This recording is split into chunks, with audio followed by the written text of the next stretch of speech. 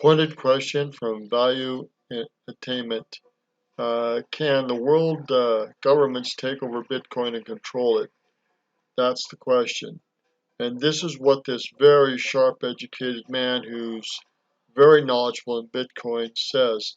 He even created a digital currency like Bitcoin. Here's what he says. Put it all together, let them figure out all the mistakes, let guys screw the whole thing up, and then 5 years, 10 years later, the world government, the governments come over and take over, and they centralize them. They say, listen, guys, thank you so much for all your help, but now we're going to take it over. So who is it really the people doing it, or there's some people more powerful than you and I that are behind this? Right. So a couple of things there. First of all, the idea of taking over Bitcoin. Now he's going to give you some historical background. Listen to this very carefully. Is you have to kind of dig into that and understand what those words are implying. So to take over, we'll get to that in a second. But let's go back to kind of in a broader context here. So who created it, and why did they create it? The history of Bitcoin before the 2009 beginning of it, January 3rd of 2009. There's a 20-year history behind it of Now, no one has told me about this 20-year history before 2009. This is very interesting because you're talking about hackers and very smart techniques doing this. Called the cypherpunks, and they were called cypherpunks. Are developers, programmers, hackers who were always trying to figure out what we call digital scarcity. And I myself have a patent on digital scarcity, U.S. patent 5950176. It's the virtual specialist technology. That is a patent that covers digital scarcity, as well as it's the first commercial prediction market. So the prediction market industry was pretty much, I invented that in 1996. And digital scarcity is this idea that can you create assets digitally that are scarce? Digital assets that are scarce. Can you create that and make money with those digital assets? In a world of the internet where everything is basically easily to replicate. What we know about the internet is that it's very easy to copy things. That's what makes the internet the internet. You can send emails to 10,000 people at a click of a mouse because it's easy to copy everything. Yep. And you create scarcity, digital scarcity. And so I know from experience from my patent and my work at the Hollywood Stock Exchange, which I created in 1996. We eventually sold that to Cantor Fitzgerald in 2001.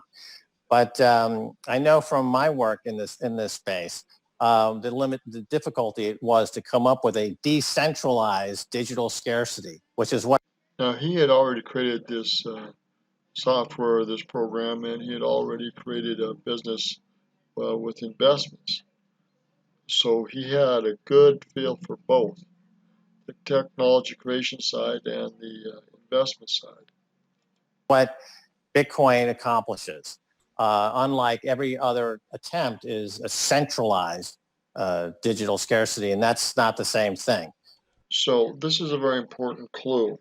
Centralized scarcity is what everybody else has created, but this is not so with Bitcoin, and this is why they're moving. All financial instruments and markets have been influenced by digital currencies, or specifically Bitcoin. All of them, to some extent. So that's the first point. The second point, in terms of can it be taken over, the fact is that the Bitcoin network runs at 120 quintillion calculations per second right now. 120 quintillion. That's an astronomical amount of money. To give you an idea of how big a number that is, if you were to add up every grain of sand on every beach in the world, it's about 7 quintillion. So Bitcoin's running at 120 quintillion calculations. 7 quintillion on all the grain in all the beaches of the world. And it's doing it at 120 quintillion. Did you say per second? It's an astronomical amount of money, calculations. per second. It's the biggest distributed computer network ever in history. And the cost of taking it over is beyond the reach of any government. And it's beyond the reach of any group of governments.